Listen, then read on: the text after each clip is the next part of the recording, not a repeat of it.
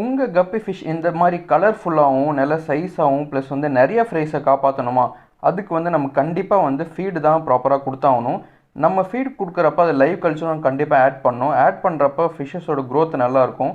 நம்ம வந்து ஈஸியாக கிடைக்கக்கூடிய மொய்னா கல்ச்சர் பற்றி தான் இன்றைக்கி பார்க்க போகிறோம். மொய்னா கல்ச்சர் வந்து ரொம்ப ஈஸியாக கல்ச்சர் பண்ணலாம். அதுக்கு வந்து ஃபஸ்ட்டு ஒரு டப் எடுத்துக்கலாம். டப்பை நல்லா வாஷ் பண்ணி அதுக்குள்ளே வந்து ஓல்டு வாட்டர் நம்ம யூஸ் பண்ணணும். ஓல்டு வாட்டர் நம்ம ஃபார்மில் எப்போவுமே ஃபில் பண்ணி வைப்போம். ஆனால் இன்றைக்கி நம்ம தண்ணி எதுவுமே இல்லை. அதனால் ஃப்ரெஷ் வாட்டரை ஃபில் பண்ணி நான் வந்து ஒரு 2 days அதை அப்படியே வைக்க போகிறேன். வச்சதுக்கப்புறம் அந்த பழைய தண்ணியில் ஈஸ்ட்டு நல்லா கலந்துக்கலாம். ஈஸ்ட்டில் வந்து அந்த லம்ஸு சுத்தமாகவே இருக்கக்கூடாது. லம்ஸ் இல்லாத அளவுக்கு நல்லா ஈஸ்ட்டை கலந்துக்கிட்டு அதுக்கப்புறம் நம்ம ஊற்றி வச்சதில்ல தண்ணி அந்த டப்பில், ஸோ அந்த டப்பில் வந்து ஃபுல்லாக ஊற்றிக்கிட்டு இந்த மாதிரி க்ளவுடியாக தண்ணி மாறணும். எந்த அளவுக்கு க்ளவுடியாக மாறுது பாருங்கள்.